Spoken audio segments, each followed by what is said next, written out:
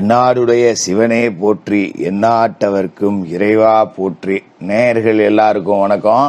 இந்த வீடியோவில் 2025 வருஷத்துக்கு உண்டான ஜூன் மாத ராசி பலன்கள் அப்படிங்கிறத நம்ம பார்க்க போகிறோம்.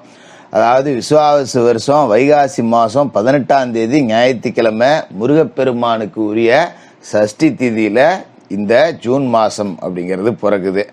அதாவது குருராஜ யோகம் உள்ள ஒரு மாதம், ரொம்ப அற்புதமான கிரக நிலைகள், அதே மாதிரி செவ்வாய் கேதுவோட இணைய போற ஒரு மாசம். இவ்வளவு முக்கியமான அம்சங்கள் அப்படிங்கிறது இருக்கு. அதாவது சூரியன் கிரகங்களோட ராஜா ரிஷபராசியிலிருந்து 15ஆம் தேதி மிதன ராசிக்கு போய் அங்க இருக்கக்கூடிய குரு பகவானோட இணைகிறார். செவ்வாய் கடகராசியில நீசமடைஞ்சிருந்த அவரு இந்த மாசம் 8ஆம் தேதி பலமடைஞ்சு சிம்மராசிக்கு போறாரு. அங்க போய் ஞான காரகன் விஷமற்ற பாம்பு கேதுவோட இணைகிறார்.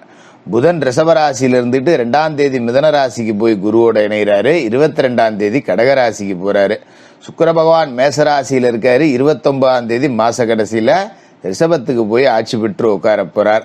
குரு பகவான் மிதனத்திலையும் சனி பகவான் மீனராசிலையும் ராகு கும்பராசியில குரு பார்வையோடையும் கேது சிம்மராசிலையும் இருக்காங்க. இந்த கிரக நிலைகள், இந்த குரு ராஜ யோகம், இந்த செவ்வாய் கேதுவோட சேர்க்கை, இது உங்களுக்கு பலனை கொடுக்க போகுதா, பாதிப்பு கொடுக்க போகுதா, என்னென்ன மாதிரியான பலாபலன்கள் கொடுக்க போகுது அப்படிங்கிறத துல்லியமா உங்களுக்கு கொடுக்குறேன். நம்மளோட சேனலை எல்லாரும் சப்ஸ்கிரைப் பண்ணிருங்க. ஜோதிட தகவல்கள் உங்களுக்கு ரொம்ப துல்லியமா வந்து சேரும். மீனராசி நேயர்களே, உங்களுக்கு இந்த ஜூன் மாசம் எப்படி இருக்கு அப்படின்னு பாத்தீங்கன்னா, வருட கிரகங்களோட ஆதிக்கம் அப்படிங்கிறது பெருசா நல்லா இல்லை. அதனாலேயே மீனராசிக்காரர்களுக்கு மன உளைச்சல், மன சஞ்சலம் அப்படிங்கறதெல்லாம் இருக்கும். நிறைய விஷயங்கள்ல திட்டங்கள் இருக்கும், இதெல்லாம் செய்யணும் இதெல்லாம் செய்யணும்னு. ஆனா அதை எப்படி செய்ய போறோம், யார் மூலமா செய்ய போறோம், என்னதான் நடக்க போகுது அப்படின்னு ஒண்ணுமே புரியாத ஒரு நிலைமையில, ஒரு திக்கற்றவனுக்கு தெய்வம் துணை அப்படின்னு சொல்லுவாங்க பாத்தீங்களா, அந்த மாதிரி திக்கற்று போய் இருக்கிற உங்களுக்கு தெய்வங்கள் துணையாக கூடிய ஒரு மாசம் அப்படின்னு இந்த ஜூன் மாசத்தை சொல்லலாம்.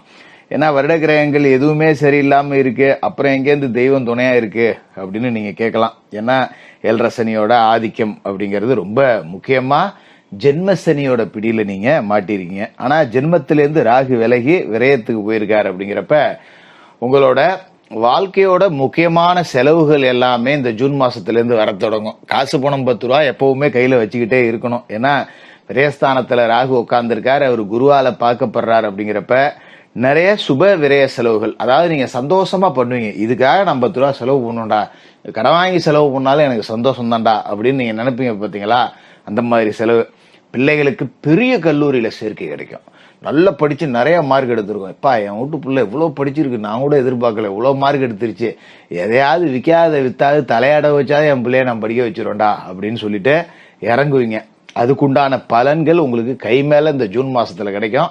பிள்ளைகளால பெருமை அடையக்கூடிய ஒரு காலகட்டம் அப்படின்னு கூட இதை நாம சொல்லலாம். ஏன்னா 5ஆம் இடத்துல செவ்வாய் நீசமாயி போய் இப்ப அவரு இந்த மாசத்துல பலமடைஞ்சு 6ஆம் இடத்துக்கு போயிடுறார். இவ்வளவு நாளா பிள்ளைகளை நினைச்சு ஒரு விதமான பதட்டம் இருந்துகிட்டே இருக்கும். ஒரு பிள்ளையோ பள்ளிக்கூடத்துல படிக்குது, ஒரு காலேஜில் படிக்குது, 12வது படிக்குது, 10வது படிக்குதுன்னா என்ன மாறி எடுக்க போதோ, என்ன செய்ய போதோ, எதிர்காலத்துல அந்த காலேஜில் சீட்டு கிடைக்குமோ, இந்த காலேஜில் சீட்டு கிடைக்குமோ அப்படிங்கிற பதட்டத்தெல்லாம் கடந்து புள்ளையோ சாதிச்சிருச்சுரா, பரவாயில்ல, நான் நினைச்சதை விட என் பிள்ளை நல்ல மார்க் எடுத்திருக்கு, பரவாயில்ல, இதுமே நான் என் பிள்ளைய பத்தி கவலைப்பட மாட்டேன், எப்படியாவது படிக்க வச்சிடணும், நம்ம காலகட்டத்துல தான் படிக்க வைக்க முடியல, என் பிள்ளையாவது நம்ம படிக்க வச்சிடணும்னு செலவு பண்ணுவீங்க. அதுக்கு 10 ரூபா கடன் பட்டாலும் தப்பு கிடையாது. அப்படிங்கறதால தாராளமா நீங்க கடன் படலாம். அதே மாதிரி இவ்வளவு நாளா உங்களோட ராசிக்குள்ளேயே உச்சமா இருந்த சுக்கிரன் ராசியில உச்சமாவும் இருந்தாரு, வக்கரமாவும் இருந்தாரு. இப்ப அவரு மேசத்துக்கு போயிட்டார், தனஸ்தானத்துக்கு போயிட்டார். உடல்நல குறைபாடுகள் அப்படிங்கறதெல்லாம் உங்களுக்கு கடந்த காலகட்டங்கள்ல கவலை இருந்திருக்கும். என்னமோ பண்ணுது, உடம்புல தலைவலி வர்றவ்வளோ இருக்கு, ஸ்கேன் எடுத்து பார்க்கணும், லேசா நெஞ்சு படப்படங்குது, போய் ஒரு எக்கோ பார்க்கணும், இந்த மாதிரி பயம்லாம் இருந்திருக்கும். நமக்கு ஏதோ பெருசா ஏதோ வியாதி இருக்கோ என்னமோன்னு. சரி, சாதாரணமா வேர்த்தா கூட ஐயோ அப்படின்னு சொல்லிட்டு என்னென்னமோ மனசை போட்டு குழப்பிக்கிறது, என்ன அட்டாக் வந்துருச்சா, கையெல்லாம் வலிக்குது, வேர்த்து கொட்டுதே அப்படிங்கிற மாதிரி. இந்த மாதிரி உயிர் பயம் அப்படிங்கிறது உங்களுக்கு இருந்திருக்கும். அது பயங்கிறது இல்லை, நம்ம இல்லைன்னா நம்ம பிள்ளை விட்டு தவிச்சு போகுமோ அப்படிங்கிற பயம்தான், வேற ஒன்றும் கிடையாது. எல்லா ஆம்பளைங்களுக்கு இருக்கிறதே எல்லா தாய்மார்களுக்கும் இருக்கக்கூடிய அந்த பயம், அது விலகிரும் இனிமே உங்களை விட்டு.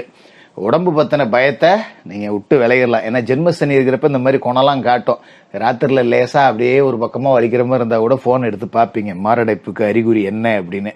அந்த மாதிரிலாம் இருந்திருக்கும், உங்களை சோதிச்சிருக்கும். அதனால தூங்காம கூட முழிச்சிட்டு கிடந்திருப்பீங்க. அந்த நிலைமை நான் இனிமே மாறி அதெல்லாம் ஒன்றும் இல்லடா நம்ம நல்லா இருக்கோம் அப்படின்னு ஒரு திரகாத்திரம் வந்துடும். அப்ப உடம்பு மேல நமக்கு நம்பிக்கை வந்துருச்சு அப்படின்னாலே மனோபலம் அப்படிங்கிறது அதிகமாயிடும். அதனால நீங்க கவலைப்பட வேண்டியதில்லை. குடும்ப சுமை தான் கூடுதலா இருக்கும். 10 ரூபா கடன் வாங்குற மாதிரி தான் இருக்கும். அதை பத்தி தப்பு கிடையாது. குடும்பமான வரைக்கும் வட்டி வாசிக்கு வாங்காம ஏதோ பேங்க்ல எங்களை லோன் போட்டுங்க. கல்வி கடன் பயன்படுத்துங்க. ஏன்னா அரசாங்கத்துல எவ்வளவு திட்டங்கள் சலுகைகள்லாம் இருக்கு, நிறைய பேருக்கு தெரிய மாட்டேங்குது. தேடி பிடிச்சி அப்படி கடன் வாங்கி நீங்க செலவு பண்ணுங்க. வெளியே வட்டி வாசிக்கு வாங்கி மாட்டிக்காதீங்க. குறிப்பா நிலபுலம் சம்பந்தப்பட்ட விவகாரங்களை அடகு வாங்குறது, அக்ரிமெண்ட் போடுறது, இந்த மாதிரி வேலைகளை வச்சுக்க கூடாது. அதுல ரொம்ப கவனமா இருங்க. ஏன்னா செவ்வாய் 6க்கு போறாரு, நில பிரச்சனையை கொடுத்துருவாரு, அதோட தேவையில்லாத சஞ்சலங்களை கொடுத்துருவாரு. அதனால இடம் பூமி விவகாரத்துல போய் ஒரு சாட்சி கையெழுத்து போடுறது, இல்ல கோர்ட்ல போய் யாருக்காவது சிவில் கேஸ்ல சாட்சி சொல்றது, இந்த மாதிரி ரூட்டுக்கெல்லாம் போகாதீங்க. எவனோ கடை கட்டு போறான், என்கிட்ட ஒரு நிலம் இருக்கு, நான் அதை முறைப்படி பேங்க்ல வச்சுட்டு லோன் வாங்குறேன், இல்லாட்டி வித்துட்டு கூட நான் என் புள்ளியோல பிடிக்க வச்சுக்கிறேன், அதுக்காக இன்னொருத்தண்ட போய் வெளியில அடவு வைக்கிறேன், போறேன் வரேன் அப்படின்னு சொல்லிட்டு பாண்டு பத்திரத்துல கையெழுத்து போடுறதெல்லாம் இந்த மாசத்துல அறவே புறந்தள்ளணும். அதுல ரொம்ப கவனமா இருங்க.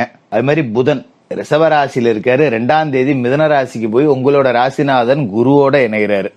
அப்ப புதனுக்கு அது சொந்த வீடு, ராசிநாதன் குருவோட இணைகிறார். அப்படிங்கிறப்ப சொந்த வீட்டுல இருந்து இணைகிறார். அப்படிங்கிறப்ப நிறைய வீடு கட்டி குடி போறது, கட்டிட விழாக்கள், நிறைய சுப நிகழ்ச்சிகளுக்கான அழைப்பு அப்படிங்கறதெல்லாம் உங்களை தேடிக்கிட்டு வரும். பரவாயில்லையா, நம்ம சொந்தக்கார ஒருத்தர் இடத்துல கடை கட்டிருக்கேன், நல்ல வியாபாரம் போகும் போல இருக்க, நம்மளும் இந்த மாதிரி ஏன் ஊர்ல ஏதாவது ஒண்ணு செய்யக்கூடாது அப்படிங்கிற மாதிரியான புது ஐடியாக்கள்லாம் கிடைக்கும். எங்கேயாவது போவீங்க பயணத்துக்கு, அங்க போய் ஒரு ஐடியா கிடைக்கும் உங்களுக்கு, சரி இதை நாம செஞ்சு பார்த்துருவோம் அப்படின்னு சொல்லிட்டு அதை சுயஜாதகத்தை பார்த்துட்டு அதுக்கு தக்கன ஏத்துக்கிறது அப்படிங்கிறது நல்லது. அது மாதிரி குடும்பத்துல உறவுகளால சில பிரச்சனைகள் வரக்கூடிய வாய்ப்பு அப்படிங்கிறது இருக்கு. அதனால என்ன செய்யணும் அப்படின்னா, உற்றார் உறவினர்கள்ட்ட, அங்காளி பங்காளி மாமா மச்சான் உரமுறை கொத்து எடுத்தவன் பொண்ணு கொடுத்தவன், இந்த மாதிரி ஆளுகள்கிட்ட குடுக்கல் வாங்கல் வச்சுக்க கூடாது. வச்சிருந்தா ஒரு தண்டை சொந்தக்காரன்ட்ட 10 ரூபா வாங்கியிருக்கேன்னா எங்கேயோ பாடி பிரதேசிட்ட 10 ரூபா வாங்கினாலும் சரி அதை தூக்கி கடாசி விடுங்க. அது மாதிரி சொந்தக்காரன்ட்ட கடனா கொடுத்துருந்தோம்னா நயமா பேசி வாங்குங்க. அதுல வாக்குவாதம் அப்படிங்கிறது எதுவும் இந்த காலகட்டத்துல வேண்டாம். அதோட முக்கியமான விஷயம் என்ன அப்படின்னு பாத்தீங்கன்னா, உங்களுக்கு ஜென்மசனியோட ஆதிக்கம் இருக்குங்கிறதால வாயை கட்டணும், பயணங்களை குறைக்கணும், தேவையற்ற பயணங்களை வச்சுக்க கூடாது. இந்த லாகிரி வஸ்து, தண்ணி எண்ணி போடுறது, பீடி சிகரெட் குடிக்கிறது, பாக்குக்கு போட்டு துப்புறது, இதெல்லாம் இருந்ததுன்னா அதெல்லாம் கொஞ்சம் குறைச்சிங்க. அதுதான் உங்களை பொறுத்த வரைக்கும் இந்த காலகட்டத்தில் நல்லது. எதனால சொல்றேன் அப்படின்னா, இந்த செவ்வாய் பயிற்சியாகி சிம்ம ராசிக்கு போன பிறகு உங்களோட சொந்த ராசியில இருக்கிற சனி பகவானை பார்க்கிறார். அதனால கவனத்தோட இருக்கணும். கொஞ்சம் எதிரிகளோட பலம் மேலோங்கிற மாதிரி இருக்கும். அதனால தேவையில்லாத பிரச்சனைகள் வேண்டாம். நிலபுலம் சம்பந்தமான வழக்கு ஏதாவது இருந்ததுன்னா குடும்பமான வரைக்கும் அதை வழக்கை இழுத்தடிக்க பாருங்க. ஏதோ வக்கீல்கிட்ட 10 ரூபா பணத்தை இழுத்த கொடுத்து வாய்தா வாங்க, இல்ல நீதிமன்றத்துக்கு வெளியே பேசி தீர்க்க முடியுமா, அங்காளி பங்காளி உள்ள அப்படிங்கிற மாதிரி பேசி தீர்க்க பாருங்க.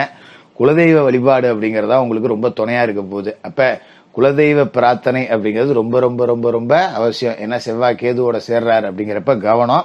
மறுபக்கம் பாத்தீங்கன்னா குருராஜ யோகம் இருக்கு. இந்த மாசம் 5 தேதிக்கு மேல சூரிய பகவான் போய் ராசியதிபதி குருவோட சேர்ந்துக்கிட்டு குருராஜ யோகம் அப்படிங்கறத கொடுப்பாருங்கிறதால 10 ரூபா காசு பணத்துக்கு பஞ்சம் இருக்காது. எங்க இருந்தாவது வந்துடும். நமக்கு தேவைக்கு பணம் அப்படின்னா கூட வச்சுக்கிட்டு ஒரு விஷயத்த ஆரம்பிக்கணும்னு அவசியம் கிடையாது.